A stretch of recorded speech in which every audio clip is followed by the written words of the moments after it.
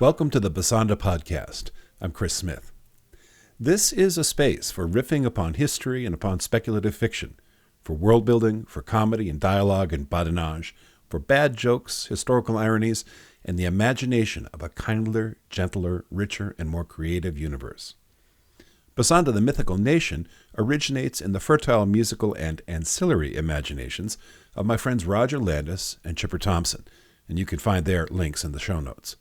When, as a friend of the General and the Reverend, I was first playing with the idea of a fictional alternate universe identity for my own TTU Celtic ensemble, I realized that perhaps I didn't have to invent a world if the lads were willing to let me borrow Bassanda. They were, and here we are. Over time, I began authoring fictional vignettes set more or less loosely within the long 20th century, that is, approximately the American Civil War in the 1860s through the fall of the Berlin Wall in the 1980s. And within that period, I began to imagine fictional characters the Rev and the General might have encountered, and circumstances through which they might all have moved.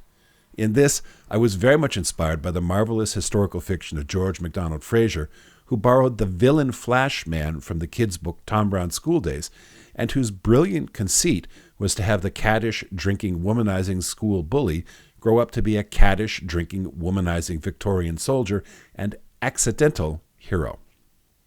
That's where the roots of the first novel set in this Bassanda multiverse were laid. I was challenged by Fraser's example, by the amazing stories out of history, because the best stories, I realized, are actually the true ones.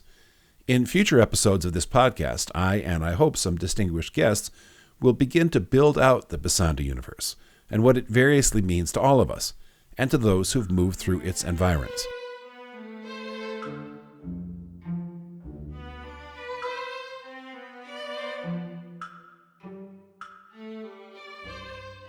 But let me tell you about the great train ride for Bassanda, starring the Colonel, the General, and an additional cast of dashing characters. The story is one of adventure, travel, combat, sorrow, loss, and victory, but it begins in Paris in 1906. J'ai d'abord rencontré les frères à Paris, aux alentours, je pense que 1906, au cours de mes études de langues d'Asie centrale et l'ethnographie à la Sorbonne. I first met the brethren in Paris, I think around 1906, during the course of my studies in Central Asian languages and ethnography at the Sorbonne.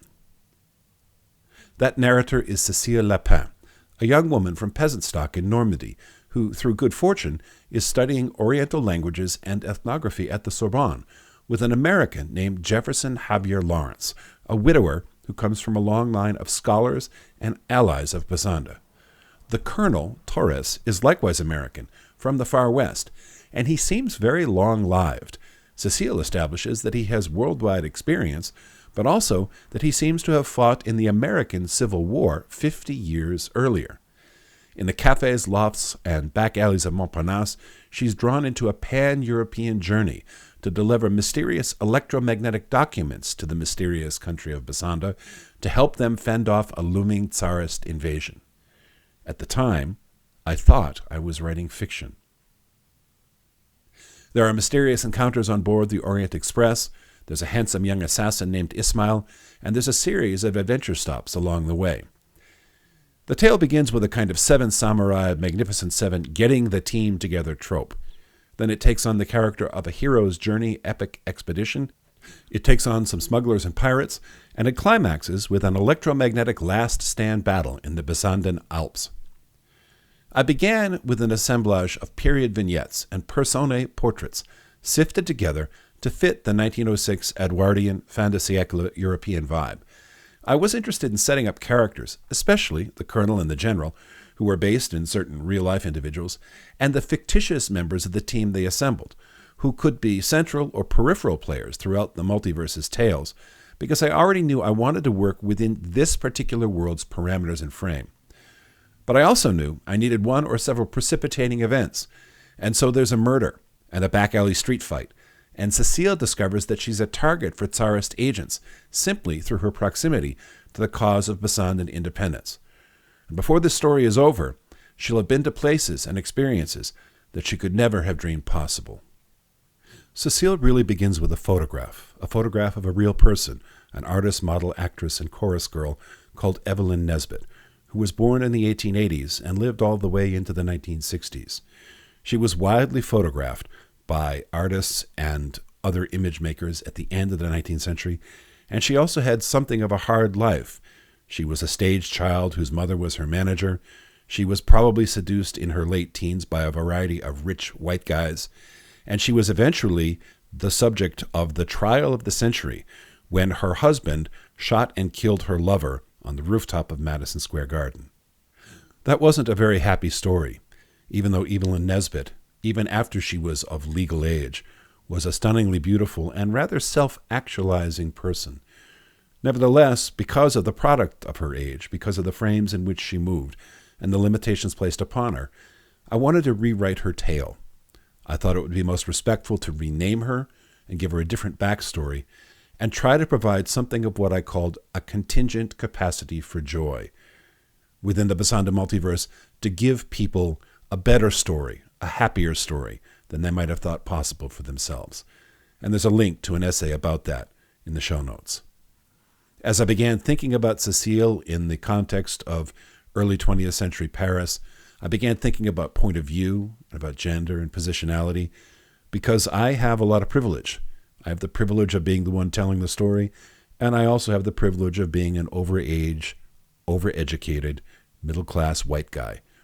So I had to try to think myself into the point of view of a young woman on her own in Paris in the first decade, and to think about how I could write with more sensitivity and more empathy, and allowing her more of her own autonomy. I also have a particular hatred for the very tired thriller trope of the dead girl as catalyzing event. There need to be catalyzing events in fiction. That's one of the things I learned. But to treat anyone as disposable, as merely a plot point, which can precipitate an adventure for more central characters, that didn't feel right.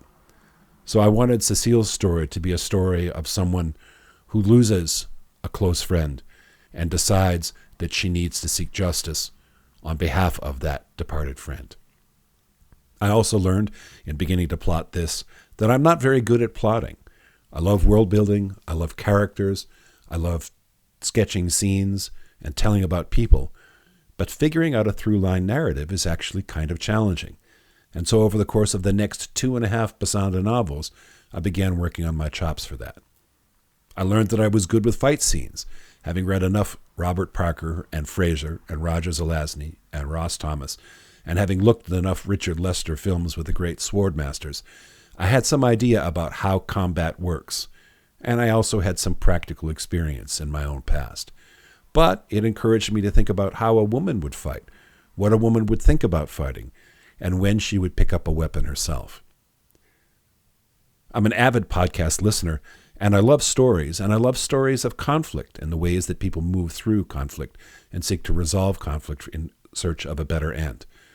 But I don't really like the hidden voyeurism behind some podcasting.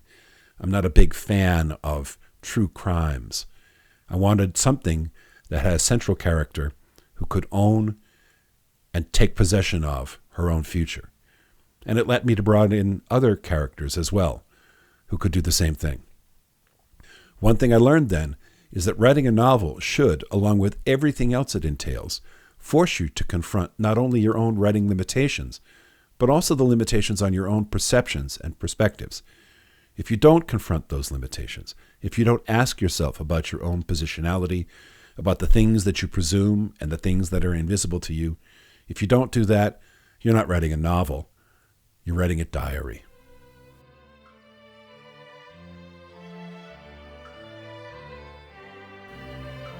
This is the Bassanda Podcast, a place for riffing upon history, for world building, for comedy and dialogue and badinage, for bad jokes, historical ironies, and imagining a kindler, gentler universe. Each week we recall chapters in the correspondence and we talk with guests from the multiverse and beyond about world building and imagination. You can find us on all the podcast apps, and you can also find us on Twitter and Threads and Blue Sky.